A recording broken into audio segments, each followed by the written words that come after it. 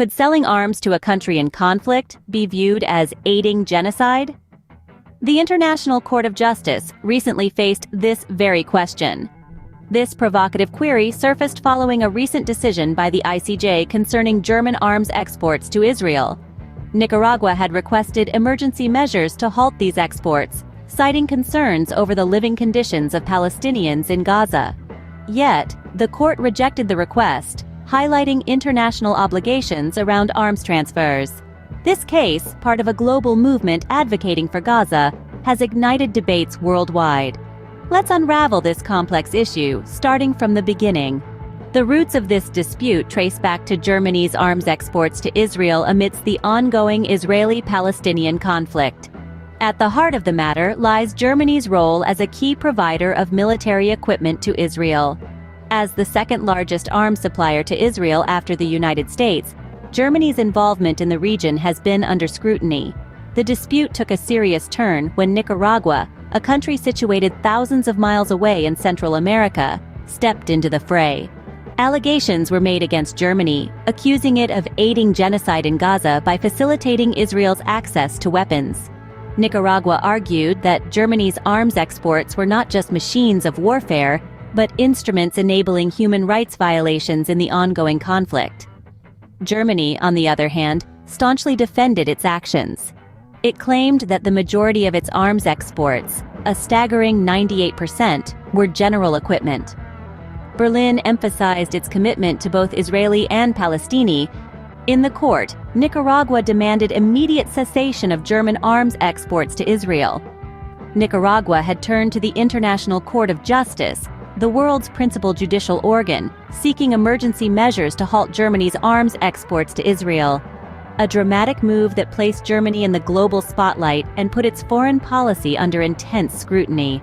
Nicaragua's primary argument hinged on an accusation of Germany facilitating genocide by selling arms to Israel. A heavy allegation that drew attention and concern from the international community. In response, Germany vehemently denied these allegations, asserting that it was not enabling genocidal acts. Instead, Germany emphasized its humanitarian aid efforts in the region, underlining its commitment to both Israeli and Palestinian people. The court proceedings were intense and watched by the world. Germany's defense highlighted its historical responsibility towards Israel's security. It pointed out that only a minimal number of export licenses for weapons had been granted to Israel during the conflict. The German legal team went on to state that the vast majority of arms exports were general equipment, not weapons used in the conflict. This was a high-stakes legal battle, with the world's eyes trained on the ICJ. The court had a challenging task at hand, balancing the interest of various parties, considering the humanitarian crisis in Gaza, and interpreting international obligations regarding arms transfers.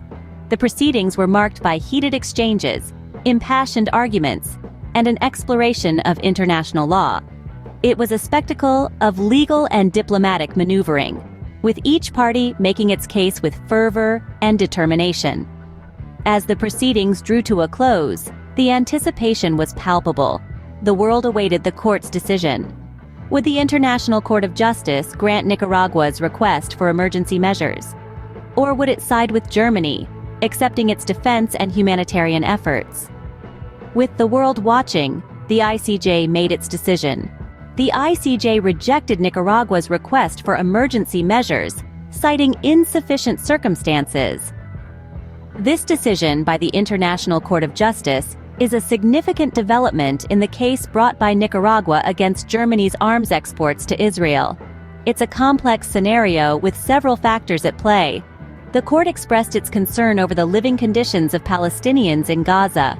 This highlights the ongoing humanitarian crisis in the region, a crisis that Germany has emphasized its efforts to alleviate through various aid initiatives. But despite these concerns, the court did not see fit to grant the emergency measures requested by Nicaragua. Interestingly, the court did not dismiss the case entirely. This means that while the emergency measures were rejected, the broader case against Germany's arms exports continues. This ongoing legal process could have significant implications for the international arms trade, particularly in regions experiencing conflict. Germany, for its part, has denied allegations of facilitating genocide. It has highlighted the fact that it has granted only a minimal number of export licenses for weapons to Israel during the conflict. This defense suggests that Germany is making a conscious effort to limit its involvement in the conflict while still supporting its ally, Israel. However, the court's decision did not constitute a clear victory for Germany. Despite rejecting the emergency measures, the court made a point of highlighting international obligations regarding arms transfers. This aspect of the decision sends a strong message about the responsibility of nations when it comes to supplying arms in conflict situations. The case is part of a larger global movement advocating for Gaza, and it may lead to further legal challenges against arms sales in the future. As such, the decision made by the International Court of Justice in this case could set a precedent for how such cases are handled moving forward. Despite the rejection of the emergency measures, the court's decision was not a clear victory for Germany. It's a decision that, while not granting the immediate relief sought by Nicaragua, nevertheless underscores the importance of international obligations and humanitarian concerns in the complex world of arms exports and international conflicts. The court's decision has stirred the global community, highlighting international obligations regarding arms transfers. This verdict, while not an outright victory for Germany, underscores the complexities of arms exports and their potential implications on international peace and security. It serves as a stark reminder that arms transfers are not merely transactions, but carry weighty responsibilities and potential consequences. The International Court of Justice's decision in this case may very well pave the way for future challenges against arms sales in domestic courts. It opens the door for further scrutiny of arms exports, potentially leading to increased accountability and transparency in the international arms market. We might see more countries being held accountable for their arms sales, and this could significantly alter the landscape of global arms trade. Furthermore, this case has catalyzed a global mobilization for Gaza. The plight of Palestinians living in dire conditions has been brought to the forefront of international consciousness. The global community is now more aware of the situation in Gaza, and this could spur increased humanitarian aid and diplomatic efforts to find a peaceful resolution to the ongoing conflict. In addition, the case has stirred a debate on the role of arms exports in exacerbating conflicts. It raises questions about the ethics of arms sales to conflict zones, and whether these transactions indirectly contribute to human rights violations and prolong wars. While the court's decision is final, the debate on arms exports and their ramifications continues. It's clear that the international community needs to address these questions and work toward a more responsible and ethical approach to arms sales. This case serves as a stepping stone towards that goal, igniting discussions and potentially leading to changes in the way the global arms trade operates. The world watches on as we grapple with these complex issues, hoping for a future where peace and security are not compromised for profit.